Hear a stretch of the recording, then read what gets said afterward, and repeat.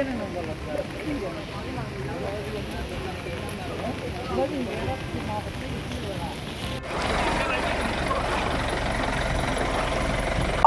2 দিনের ভারী বর্ষণে জলমগ্ন বিলোনিয়া শহরের বহু বাড়িঘর, দোকানপাট, রাস্তাঘাট জলের তলায়। ঘরবন্দি শহরবাসীরা, যান চলাচলও প্রায় স্তব্ধ বলা চলে। নাজেহাল হয়ে ক্ষোভে ফুঁসছে শহরবাসীরা। ত্রাণ শিবির খোলা হয়েছে প্রশাসনের পক্ষ থেকে। শত শত লোক আশ্রয় নিয়েছে বিভিন্ন ত্রাণ শিবিরে। রবিবার থেকে শুরু হয় ভারী বৃষ্টিপাত, সেই ধারা এখনো অবিরাম চলছে। মুহুরী নদীর জল বিপদসীমার উপর দিয়ে প্রবাহিত হচ্ছে। অন্যদিকে শহরের জল নিষ্কাশনের অব্যবস্থার কারণে ভারী বর্ষণের জল নিষ্কাশন হচ্ছে না ঠিকভাবে। জলের তলায় অর্ধেক শহরবাসী, ফলে নোংরা আবর্জনা ঢুকে গেছে ঘর বাড়িতে। বিভিন্ন রাস্তা সহ শহরবাসীর বাড়ি ঘরে জলে থই থই করছে। এমনই চিত্র আজ সকাল 5টা নাগাদ দেখা গেল শহর জুড়ে।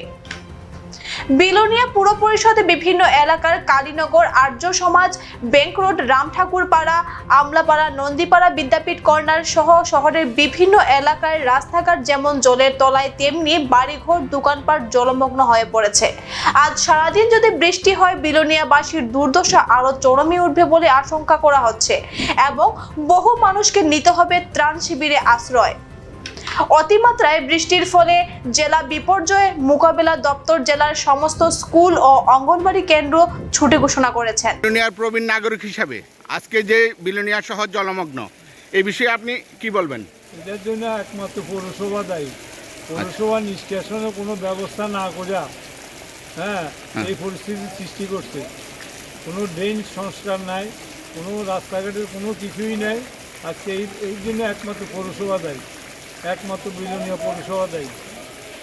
আজকে বিলোনিয়া বিধানসভায় তথা শহরে 3 দিন যাবৎ অতি বৃষ্টি, মুষলধার বৃষ্টি কাকে বলে, আমরা 40 বছরও এই বৃষ্টি দেখিনি। তার কারণে বিলোনিয়া শহরের মূল ফটকে আমলাপাড়া, আশ্রমপাড়া, মাস্টারপাড়া, বর্ডারপাড়া, পশ্চিমপাড়া, নন্দীপাড়া, রামঠাকুরপাড়া হয়ে বিলোনিয়া শহরের বহু জায়গাতে, বহু বাড়িতে আজকে প্লাবিত। আজকে 6টা জায়গাতে আমরা শরণার্থী শিবির খোলার ব্যবস্থা করেছি এবং সবাইকে আমরা বাড়ি থেকে রেস্কিউ করে আমরা শরণার্থী শিবিরে আমরা এনেছি এবং তাদেরকে আপাতত আমরা দুধ, বাতাসা, মুড়ি এইসব দেওয়া হয়েছে খাওয়ার জন্য।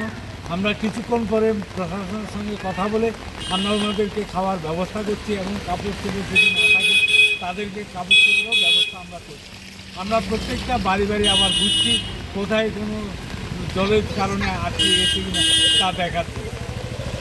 এই যে মুষলধারে বৃষ্টির ফলে সারা বিলোনিয়া বা বিলোনিয়া মহকুমার বিভিন্ন জায়গাতে যে অবস্থা, সে নিয়ে আপনারা আপনাদের দপ্তর থেকে কি ব্যবস্থা নিয়েছেন এবং কি করেছেন? ওই তো আমরা কালকে রাতের থেকেই শুরু করছি, সমস্ত ব্যবস্থা অ্যারেঞ্জমেন্ট করে রাখছি এবং কালকে রাত্রে আমরা ক্যামেরা হারিয়ে ওইখানেও কাজ করে আছি। সারা রাত্রে আমরা কিন্তু এক ফোঁটা বইয়ে রেখেছি না, সারা রাত্রে কাজ করতে আছে। এখন সকালবেলা এদিকে আর দল বাইরে গেছে, এরপরে আমরা এখানে কিছু রেস্কিউ করলাম, রেস্কিউ করে নিয়ে শিবিরে নিয়ে দিয়েছি। লোকজন রেস্কিউ করছেন? হ্যাঁ। কোনখানে রাখছেন? এটা ওই নাইটিঙ্গেল বিভিন্ন স্থান দিকে আরও এদিকে তারা দিয়েছে, মানে বিভিন্ন জায়গাতে আছে। প্রায় কেমন পরিবার? মানে ওই তো আমরা মোটামুটি এখন পর্যন্ত প্রায় 30-35 জন মতো দিয়েছি। 30-35 জন নিয়ে আসছেন। তো কি বুঝলেন সব দিকে জলের অবস্থা কেমন? অবস্থা তো খুব সিচুয়েশন খুব খারাপ। এখন তো বৃষ্টি আরো দেখা যাচ্ছে, মানে আরেকটু হওয়ার সম্ভাবনা আছে। এখনো তো মেঘ আছে আকাশে, পরিবেশটা এখনো মেঘলা। হ্যাঁ, মেঘলা, মানে বৃষ্টিপাতের সম্ভাবনা আছে আরো বেশি। তাতে করে সমস্যা কি আরো অনেক বাড়তে পারে? এটা হওয়া তো যায় না, এখন পর্যন্ত তো পরিস্থিতি বেশি আছে, সম্ভবত মানে পরিস্থিতির উপর নির্ভর করবে আর কি। এখন বিদায় নিচ্ছি। পরবর্তী অন্য সংবাদ পেতে আমাদের সাথে থাকুন। ধন্যবাদ।